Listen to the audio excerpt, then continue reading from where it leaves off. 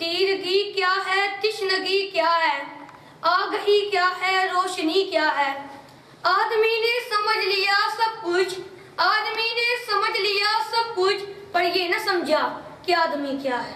जनाब सदर, मैं वक्त के राह गुजर में खड़ा हूँ। मेरे सामने रोज़ा शब का रुजोजवाल लैलोन आग की तावील तरीक है। बुनियादी इंसानी रवैये, कौमों की तकदीरें और अखलाकियात की तबाही मेरे मासूम तमन्नाओं के महल को ज़मीन पोस कर रहे हैं।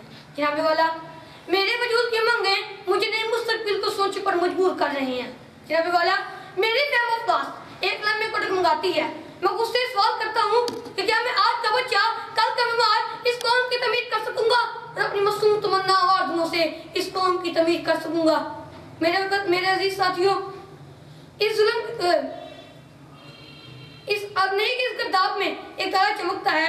मेरा यकीन मेरी मायूसी पर गालिब आता है। तारीकी के पीछे छुपी रोशनी मेरी आंखों को चकाचौंध कर देती है और एक गैबी आवाज आकर मुझे कहती है कि जलाले आतिशों पर के शाह पैदा कर, जलाले आतिशों पर के शाह पैदा कर, अजल भी कांप उठे, अजल भी कांप उठे, वो शबाब पैदा कर।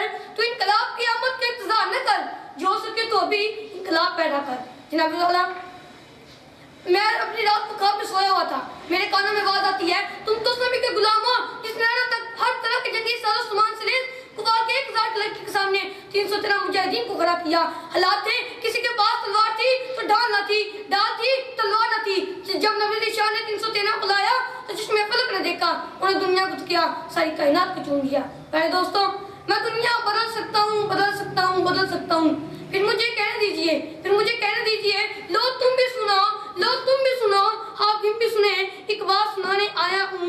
मैं फिर से मामूले को लेकर शाही से लड़ाने आया हूँ। जब उड़ के खूने नाक से रंगीन है जिनकी दीवारें, मैं उन शाही ईवानों की दीवार गिराने आया हूँ। इस दार रोशन की महफिल में, इस दार रोशन की महफिल में हक कहने का दस्तूर नहीं, मैं इस दस्तूर को बदलूंगा। ये बात बताने आया हूँ, ये बात बताने आया